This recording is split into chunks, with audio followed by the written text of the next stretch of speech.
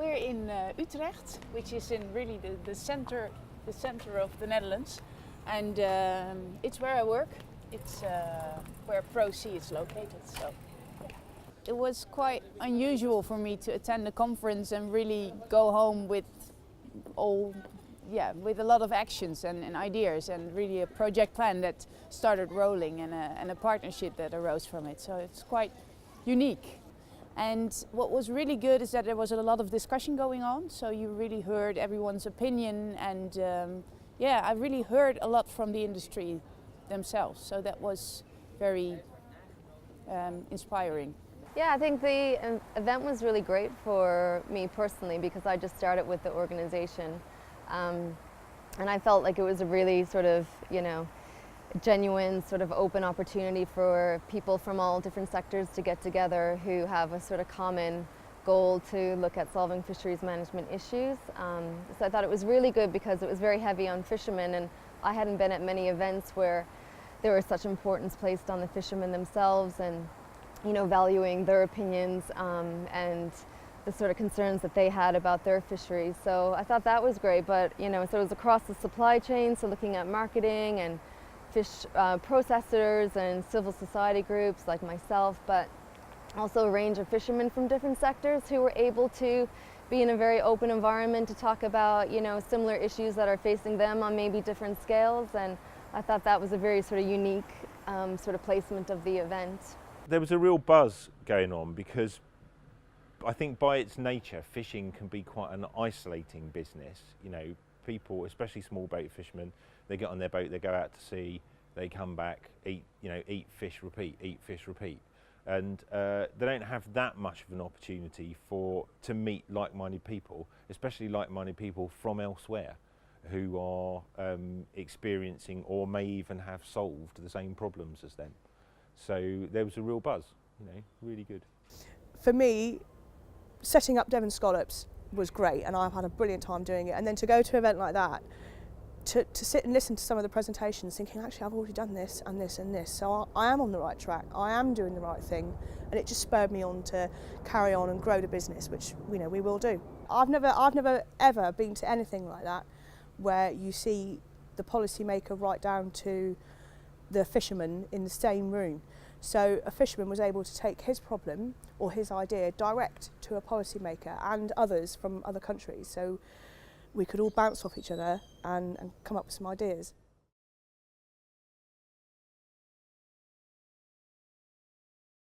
It is about initiating a training program for UK fishermen, and about sustainability. So a step further than operating a boat and catching fish, but how to manage a sustainable business. So it will be about marine ecology, about fisheries management, about the fish supply chain, about earning a decent living, about different ways of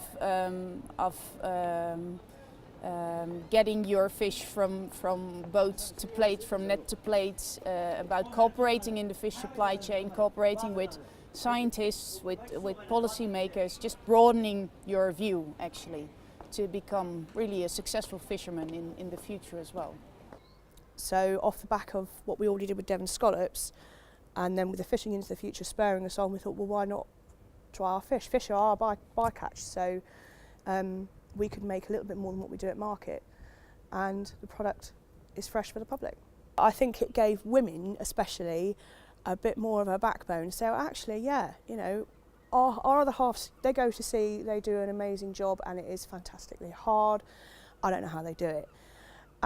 But we're at home, we're the ones with the families, we're the ones holding it together. We have the knowledge, and we have, quite often we've had careers before we've had our children and we're at home, and being a fishwife, you are left to your own devices. So you have time to think, time on your hands sometimes. So, get involved, spur them on, and, have some input. Everything from, Kate, who I think you're going to speak to, inquiring about the possibility of forming a small boats co-op in Brixham, so they can all kind of pool their resources and get economies of scale and do marketing. So right the way from that sort of inquiry, right the way through to kind of looking at the national programme, European programs with, I met Erin from EDF, looking into kind of global catch shares programs around the world, you know, talking to Wes in Canada. That's a relationship that's ongoing. Yeah, all sorts. I mean, it's even led me into, I'm working on a program now with the Smithsonian in the US on a project to deliver a sustainable fishery for the Honduran spiny lobster fishery. So none of which I was expecting when I turned up in Brixham. So there you go. I've made contact with lots of different people, but Jim, I think, is the one that sort of what he does was exactly what I was after. So having a very brief conversation at the conference, he just looked down at me and said, "I can sort that out." Oh right, okay then. And it kind of went on from there. John Goodlad, amazing. What an amazing man from Shetland. I am actually going to have to go up to Shetland now because he's such a great guy, and you know, he's so interesting, and the whole thing's so fascinating that I want to go. What they do up there is fab. Actually, if it's the same chap I'm thinking of, that is. But what they did with their scallop fishery up there and how they regulate it is amazing, and it's run by fishermen. Yeah. You know, the regulations and the closures and how they make it sustainable is done by fishermen. Which is brilliant. That also in the UK, as in the Netherlands, as in many places in the world, I think a lot of fishermen get training in how to become a good fisherman, so good craftsmanship, and operate the boat safely, the netting, the gear, the fishing and everything, and the processing on board. But then the next step, how to operate a successful business in fishing in the world as it is now, the changing world, society looking over your shoulder, policy, science, fisheries partnerships, etc. You need different skills and competences to make it work. I love business anyway, and working for yourself, you know, fishermen do it because they go out there and they don't know what they're going to catch, and there is nothing better than coming home knowing you've landed some fish and you're alive, the boat's okay, and you've made some money and you've, you know, supported your family. And I get the same kick out of, you know, creating a business from nothing and growing the business from nothing, and knowing that part of what I do helps Roy at sea, it helps the boat, and, you know, I'm supporting our family too. We forge relationships with scientists, and there's a huge divide between scientists and fishermen, and that was great to talk to 2 or 3 different scientists, marine biologists, you know, who are conservation minded. They work for the conservation societies and things, and you only hear about their policies again in the media, but you don't talk to the people that are actually out there doing the work, and it's fascinating. We're not all out there to work against each other, it's about coming together and working together, and I think that's possible with events like that. Seeing each other face to face makes that difference. We're at the kind of beginning of a long road, but Fisheries Science Partnership it's demonstrated across the world to be hugely positive in terms of its outputs, in terms of helping narrow that divide between the scientific community and industry.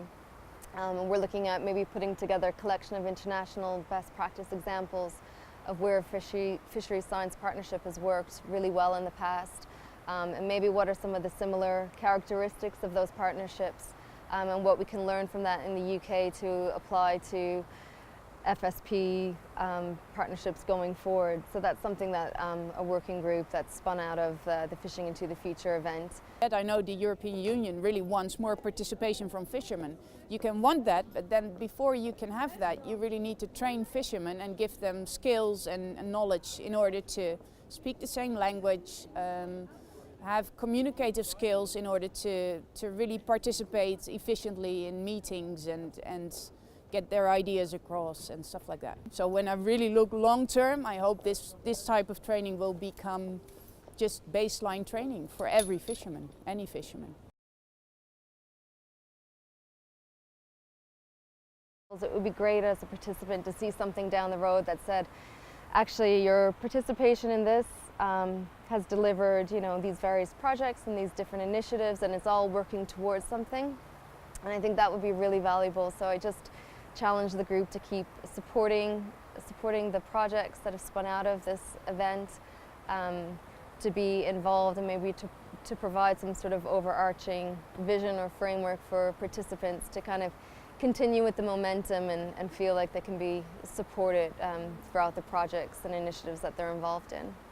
Although they give advice, it would be great that if Fishing into the Future steering committee could provide the same sort of networking after that event. So having some feedback and some contacts, even a list of contacts of the people that attended would be really handy, because you didn't get to see everybody. And maybe some feedback for all the people that attended, so we get to see the feedback from other places in the country or even Europe and America. In order to keep the bond that was formed there keep going, I think they need to keep the event and keep things happening continually, and that should keep us going and form a united front. I would really like to know if they support the idea in general, if they think it is worthy of being under the Fishing into the Future banner.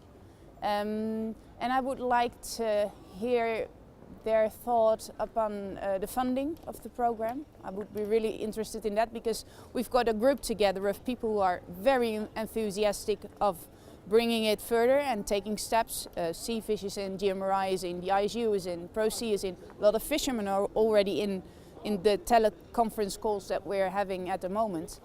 And I would be really interested in hearing what the steering group sees as critical points if you want to get a training going in the UK that is about this, sustainability for fishermen. What are really key issues that we should look at? So be a bit critical. Yeah, I would love to see more of that event happen. It's the only event that I know of that brings such a wide network of people from the ground upwards, and the overall message of that event was that it's looking into the future. We all know about the problems we've had in the fishing industry and the things that have happened and the current struggles, but it's all about working a way out to see a positive future. I think it'd be a shame to kind of invest so much into an event, to create it, to support it, to have projects come out of it, but I just think that the benefit for participants to kind of basically understand what other initiatives are going on, I think that could be great and could help sort of, refuel some of the connections that were made at the events, even if they don't have another one, to have a mailing list that they can kind of send updates to the participants, something like that, that could kind of keep us connected somehow. That would be great. I think as long as people are keep being inspired to really put ideas into actions, like the project we're now initiating and involved in, and also other projects that I know of that are happening after the Fishing into the Future.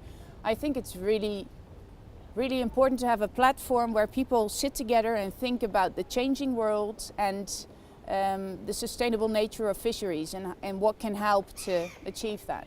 Yeah, so I think it's the time is now for that. It's all about demonstration now, and I think the group, that was fantastic to kind of get the ball rolling, but I think more valuable would be, providing that thread to kind of know that everyone is supported in that way and to help us reestablish connections where we need to and keep the ball rolling with it. And then maybe down the road another event, because it was damn fun. It was a bit of a party time afterwards as well. We were well taken care of. So that's why everybody's like raving about it.